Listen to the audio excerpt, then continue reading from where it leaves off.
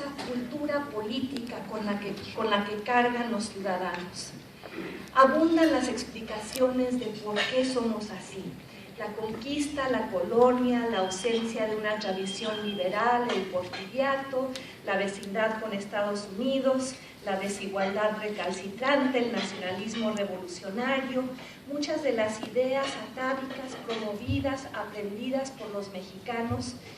Quiero decirles que esa cultura es parte de lo que los políticos y los ideólogos del régimen decidieron enseñarnos en la escuela pública. Las costumbres iliberales que dibujan, y de no participación, que dibujan el mapa mental de los mexicanos, fueron colocadas ahí porque eran útiles. El poder político de México vivió y sigue viviendo de alimentar esas nociones culturales que todavía tenemos. Pero yo vengo a pedirles hoy que dejen atrás ese mapa mental de apatía y falta de participación. Los invito a disentir, a empezar a disentir. Quienes hacen suyo el oficio de disentir, ¿qué están buscando? Viven en ese lugar habitado por quienes entienden que ningún poder es demasiado grande para ser criticado.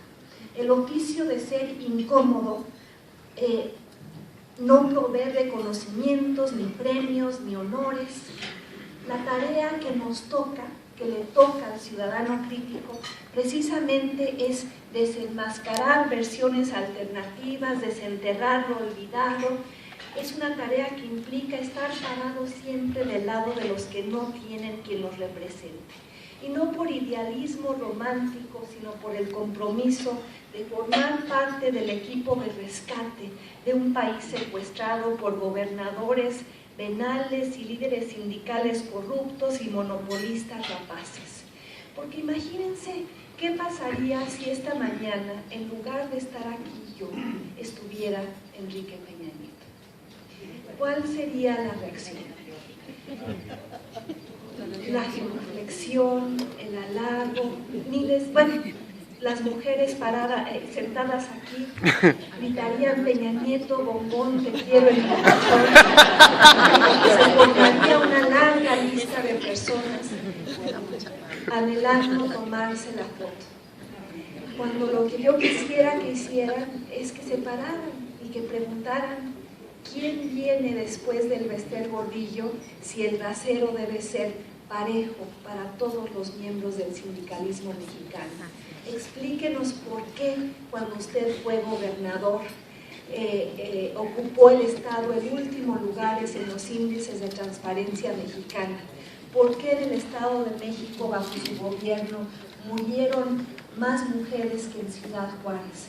Esas preguntas incómodas que todos ustedes tienen el derecho a hacer y la obligación de hacer, porque vivir así, disintiendo, criticando, exigiendo, tiene una extraordinaria ventaja: la libertad, el enorme placer de pensar por uno mismo, eso que te lleva a ver las cosas no simplemente como son, sino por qué llegaron a ser así. Y los problemas del país se convierten entonces en algo que es posible revertir. La crítica se convierte en una forma de abastecer la esperanza en el país posible. Hablar mal de México se vuelve una forma de aspirar a un país mejor.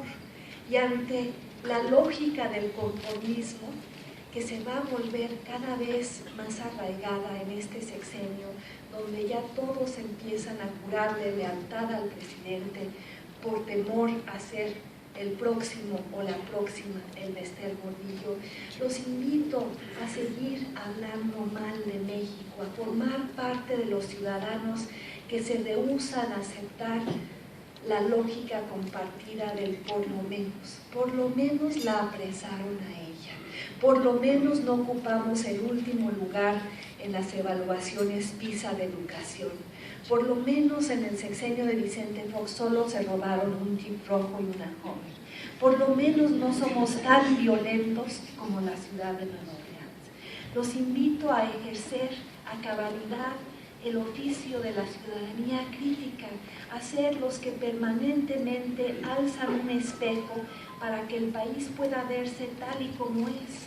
Los invito a ser parte de quienes dicen no, a los que resisten el uso arbitrario del poder, a los que asumen el reto de la inteligencia libre, a los que piensan diferente, a los que declaran que el emperador, ya sea Enrique Peña Nieto o el gobernador en turno o el senador en turno o el diputado en turno, quizá esta vez no, a los que se involucran en causas y temas y en movimientos más grandes que sí mismos, a los que en tiempos de grandes disyuntivas éticas no permanecen neutrales, a los que se niegan a ser espectadores de la injusticia o la estupidez, a los que critican a México porque están cansados de aquello que Carlos Pellicer llamó el esplendor ausente. Pues si quieren formar parte de ese grupo, de ese ejército incipiente, tendrán que empezar por hacer una declaración de fe, como la frase que acuñó Rosario Castellanos, una filosofía personal basada en la premisa de que la acción individual y colectiva sí sirve.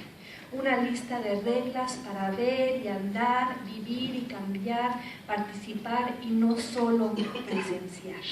Un antídoto contra la apatía, un recordatorio del destino imaginado y la única esperanza ante esa república depredadora, cleptocrática, impune, se encuentra en esos mexicanos empeñosos, valerosos, combativos, que se niegan a participar, ya sea en el regreso del priismo impune, en el regreso de la presidencia imperial, en el colapso moral de su país, los que insisten en la transparencia en vez de la opacidad, los que quieren enfrentar el viejo problema de cómo defender intereses particulares mientras pelean colectivamente por el bien común. Los que saben, como escribiera famosamente Margaret Mead, nunca dudes que un pequeño grupo de ciudadanos pensantes y comprometidos puede cambiar al mundo. Eso es lo único que lo ha hecho. Y por ello la terca esperanza de quien viene a hablarles hoy, la convicción inquebrantable de mejorar a México. Yo creo que es necesario volver a México un país de ciudadanos, un lugar poblado por personas conscientes de sus derechos y dispuestos a alzar la voz para defenderlos, dispuestos a llevar a cabo pequeñas acciones que produzcan grandes cambios, dispuestos a sacrificar su pequeña zona de seguridad personal para que otros la compartan. Yo creo que ser de clase media, como lo somos ustedes y yo, en un país con 50 millones de pobres, es ser privilegiado. Y los privilegiados tenemos la obligación de dar algo de vuelta al país que nos ha permitido obtener esa posición. Porque ¿para qué sirve la experiencia, el conocimiento, el talento, si no se usa para hacer con eso de México un lugar más justo? ¿Para qué sirve el ascenso social si hay que pararse sobre las espaldas de otros para conseguirlo? ¿Para qué sirve la educación si no se ayuda a los demás a obtenerla? ¿Para qué sirve la riqueza si hay que elegir cercas electrificadas cada vez más altas para defenderla? ¿Para qué sirve ser habitante de un país si no se asume la responsabilidad compartida de asegurar vidas dignas ahí? Yo creo en la necesidad de apoyar y celebrar y aplaudir a quienes logran cosas extraordinarias, los que hacen más que pararse en fila y en silencio, individuos que pelean por los derechos de quienes ni siquiera saben que los tienen. Ahí está Lidia Cacho, denunciando a los pederastas y acorralando a los políticos que protegen. Eduardo Pérez Mota peleando por la competencia y denunciando que los costos que el país ha pagado al obstaculizarla. Ahí está Carmen Aristegui todas las mañanas recordándole al auditorio los derechos que tienen. Ellos y tantos héroes y heroínas de todos los días, ombudsmans cotidianos. Yo creo que mientras existan individuos así, encendidos, comprometidos, preocupados, el contagio continuará poco a poco y empujones como todo lo que vale la pena. Los mexicanos aprenderemos que es más importante ser demócrata que ser priista. El monólogo de los líderes se convertirá en el coro de la población. La exasperación de los ciudadanos construirá poco a poco un cerco en torno a los políticos. Y un día, quizá no tan lejano, habrá un diputado que se suba a la tribuna y exija algo en nombre de quienes lo eligieron. En lugar de mirar con quién se codea en el poder, mirará a quienes lo llevaron ahí. México ese día será otro país. Yo creo que todo esto es posible, pero solo ocurrirá cuando la fe de algunos se vuelva la convicción de muchos. Cuando la creencia en el cambio se concretice en acciones diarias para asegurarlo, cuando más mexicanos memoricen las palabras de mi amigo, el empresario y filántropo Manuel Arango, quien dice: el que no sepa qué hacer por México, que se ponga a saltar en un solo pie y algo se le ocurrirá. Vengo aquí a darles algunas ocurrencias.